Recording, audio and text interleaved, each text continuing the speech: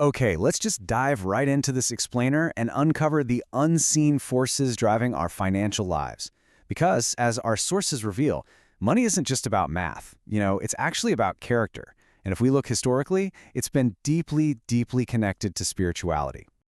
So think about it. Are your financial decisions really purely rational? We usually think of ourselves as these perfectly rational economic calculators, right? Just crunching the numbers to maximize our bank accounts. But I kind of want to challenge that assumption right out of the gate today. Here is our roadmap for the breakdown. We're going to cover the spirit of capitalism, measuring economic character, the four moral dimensions, how character shapes your wallet, and finally, the limits of virtue. Starting off with Section 1, the spirit of capitalism. Let's zoom all the way back. In 1905, sociologist Max Weber published The Protestant Ethic in the Spirit of Capitalism. Looking back at the 16th century Reformation, he observed how massive historical religious shifts completely rewired society's view of hard work. Suddenly, mundane labor wasn't just this awful chore anymore, it was literally viewed as a divine calling.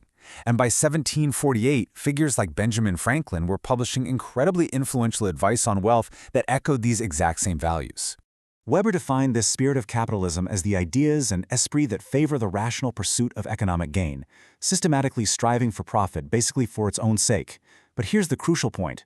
This spirit wasn't originally about mere greed or just buying fancy luxury goods. No, it was a really strict set of moral values emphasizing progress, extreme self-denial, and just relentless effort. In fact, Weber famously cited Benjamin Franklin for this. Franklin wrote, "Remember that time is money. Money can beget money, and its offspring can beget more." Honestly, you could probably call Benjamin Franklin the original pioneer of hustle culture. He claimed that God actually revealed the usefulness of virtue to him. Virtues like delayed gratification and diligence literally became the economic engines of early capitalism. Which brings us to Section 2, measuring economic character. Now, what's wild is how modern science backs this up. In a massive 2023 behavioral economics study by Yale University researchers Jordan and Rand, they pulled together data from over 13,386 participants. And these were not just hypothetical thought experiments, guys. These were real people making real economic choices with actual financial stakes on the line. The researchers used a psychological framework called the VI classification of strengths to see exactly how our deep-down character dictates our behavior. So this looks at traits across social decisions, like where your choices directly affect other people, and non-social decisions. It also looks at cognitive styles. Do you rely on, say, quick intuition and gut feelings, or heavy, slow, analytical reasoning? They really wanted to uncover exactly how these inner traits dictate things like cooperation, risk-taking, and delayed gratification. Let's break that down in Section 3, the four moral dimensions. So, instead of just reading off dry regression coefficients from the study, let's personify the data into four distinct dimensions so you can see where you might fit. First up, caring.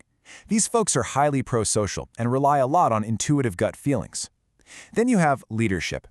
Interestingly enough, in this specific economic context, this actually correlates with risk-taking and self-interest. Next is inquisitiveness. These people are efficient, strategic, and highly deliberative. And finally, self-control, characterized by being super patient, risk-averse, and heavily reliant on analytical reason. Let's see how these traits actually play out in group settings. People high in caring generously pay personal costs to help others out. But look at the leadership trait. This is fascinating.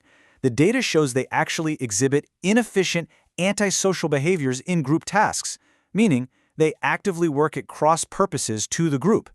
Essentially, people who view themselves as leaders often prefer to hold out, keep their own money, and just let everyone else do the heavy lifting.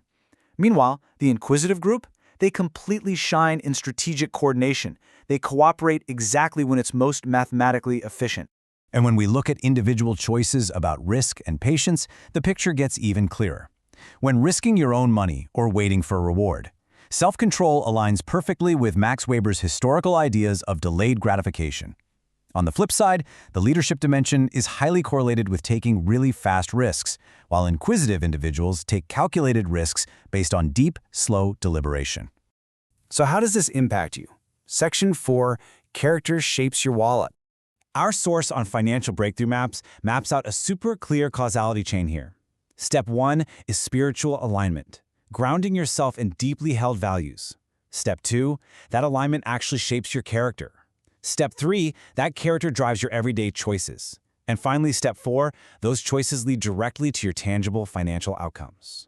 Let's break down those outcomes. According to the source material, everyday practices of aligning with your values foster the exact self-control and caring traits we just saw in the Yale data. This leads to greater discipline and delayed gratification, making it way easier to save. It builds integrity, which fosters trust and opens up career opportunities. It creates super clear priorities, helping you separate your wants from your actual needs. It encourages wisdom over emotionally driven decisions. And perhaps most importantly, it builds resilience during financial setbacks. It's like you aren't just magically handed wealth, you're building the inner architecture that constructs it. But we need to be balanced here. Section 5. The limits of virtue. As an impartial explainer of this material, it's vital to report the caveats presented across all our sources. We absolutely have to be realistic about what character can do versus what it simply cannot do. Character can build resilience, it can foster trust, and it absolutely improves your financial habits. But character cannot single-handedly overcome systemic external factors, things like macroeconomic downturns, systemic discrimination, or a sudden, devastating health crisis.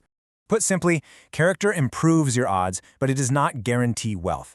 Spiritual alignment, deep moral values, and a strong work ethic, they aren't some magic formula or a guaranteed ticket to riches.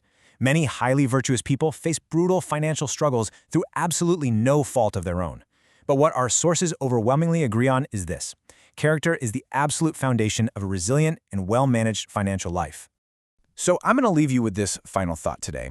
Which of these 4 character traits is currently driving your bank account? Are you managing your money with caring, leadership, inquisitiveness, or self-control? And based on what we've unpacked, is it maybe time to shift your alignment?